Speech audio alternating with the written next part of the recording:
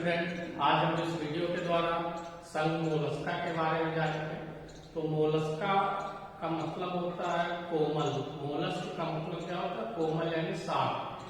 तो इस संघ के अंतर्गत ऐसे जीव आते हैं जो कोमल शरीर वाले होते हैं, उन्हें मोलस्का संघ में रखा गया है। अब अगर इस संघ की बात की जाए मोलस्का संघ की, तो ये जगत जंतु का दूसरा सबसे बड़ा संघ है, यानी सबसे बड़ा संघ आर्थ्रोपोडा है और उसके बाद सेकंड नंबर पर मोलस्का संघ होता है, जो जिनमें जीवों की संख्या या इस संघ के जो सदस्य होते हैं उनकी संख्या सर्वाधिक होती है। तो जो मोलस्का संघ है ये जंतु जगत का दूसरा सबसे बड़ा संघ है।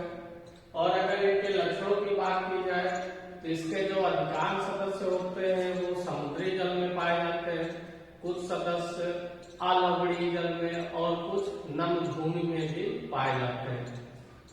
और इनका शरीर द्विपार्श्व सममित प्रदर्शित करता है, परंतु कुछ सदस्य ऐसे भी होते हैं जिनका शरीर असममित होता है। और ये कैसे क्यों होता है? क्योंकि इनमें ऐंठन के कारण जब इनमें वयस्क होते हैं तो उनका जो शरीर होता है वो असममित प्रदर्शित करता है, जैसे घोंघा या फाइला में। अब अगर इनके शारीरिक संगठन की बात की जाए तो इनका शारीरिक संगठन अंगतंत्र स्तर का होता है, यानी इनमें कई अंगतंत्र मौजूद होते हैं और विकसित होते हैं। और ये जंतु त्रिस्तरीय या त्रिकोणिक होते हैं, यानी इनके शरीर का निर्माण 3 जनन स्तरों के द्वारा होता है। अगला पॉइंट अगर देखा जाए तो इनका जो शरीर होता है ये खंडहीन होता है और कोमल शरीर, इनका जो शरीर होता है वो कोमल यानी साफ होता है। और इनमें से जो अधिकांश सदस्य होते हैं वो धीमी गति से रेंगते हैं या धीमी गति से चलते हैं।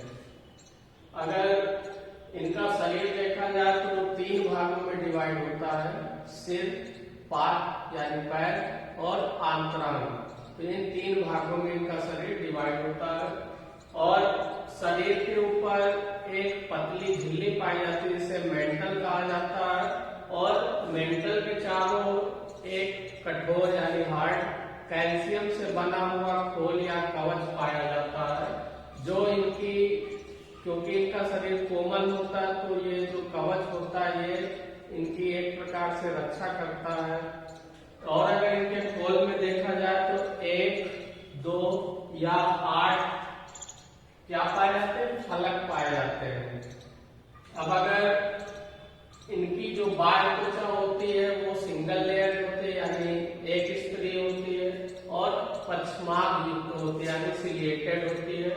और इनमें अरेखित पेशियां पाई जाती है जो समूहों में उपस्थित होती है।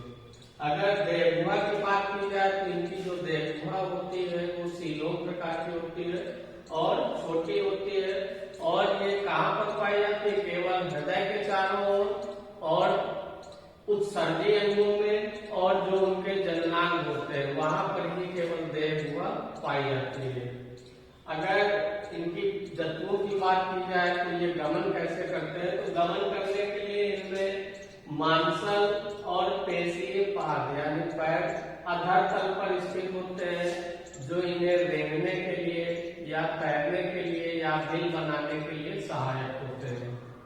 अगर पाचन तंत्र की बात की जाए तो पाचन तंत्र इनमें पूर्ण रूप से विकसित होता है और इनकी आहार नाल पूर्ण होती है और सामान्यतः यू आकार की होती है। अब इनकी मुख गुहा में भोजन को चबाने या पीसने के लिए एक विशेष अंग होता है जिसे रेगुला कहा जाता है। और इनमें एक पाचन ग्रंथि भी उपस्थित होती है और एक यकृत भी उपस्थित होता है। अगर श्वसन की बात की जाए तो इनमें श्वसन जल क्लोम के द्वारा यानी गिल्स के द्वारा या फुफ्फुस यानी फेफड़ों के द्वारा होता है। अगर परिसंचरण तंत्र की बात की जाए तो इनमें खुले प्रकार का परिसंचरण तंत्र पाया जाता है। और इनका जो परिसंचरण तंत्र होता है वो विकसित होता है और इनमें रक्त का रंग नीला या हरा होता है या फिर रंगहीन होता है। और ये नीला या हरा रंग इनमें एक श्वसन वर्णक पाया जाता है जिसे हीमोसाइनिन कहते हैं। कॉपर युक्त वर्णक होता है, तो इसी की उपस्थिति के कारण इनके ब्लड का रंग नीला या हरा होता है। अब अगर इनका हृदय देखा जाए तो हृदय इनका पृष्ठ भाग में एक झिल्ली के अंदर बंद होता है, जिसे हृदय आवरण या पेरिकार्डियम कहते हैं।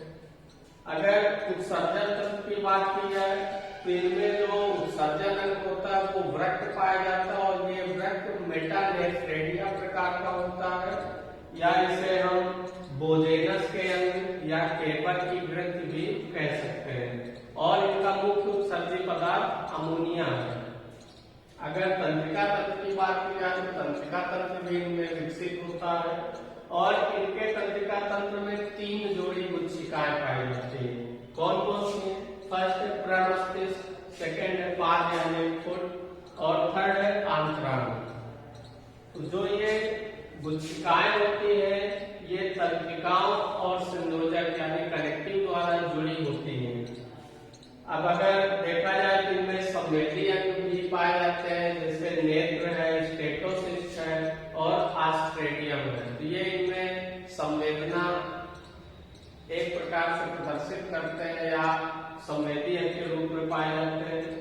अब अगर इन जंतुओं की बात की जाए तो ये सामान्यतः क्या होते हैं? एक लिंगी होते हैं, और कुछ जंतु द्विलिंगी भी होते हैं। अगर देखा जाए तो ये अंड प्रजक होते हैं यानी अंडे देने वाले होते हैं, और इनमें जनन मुख्य रूप से लैंगिक पाया जाता है, लैंगिक जनन होता है। और अगर निषेचन की बात की जाए तो निषेचन इनमें आंतरिक तथा बाह्य दोनों प्रकार से पाया जाता है। और परिवर्धन की बात की जाए तो इनमें सामान्यतः जो परिवर्धन पाया जाता है वो अप्रत्यक्ष प्रकार का होता है, यानी इनमें एक लार्वा अवस्था भी पाई जाती है।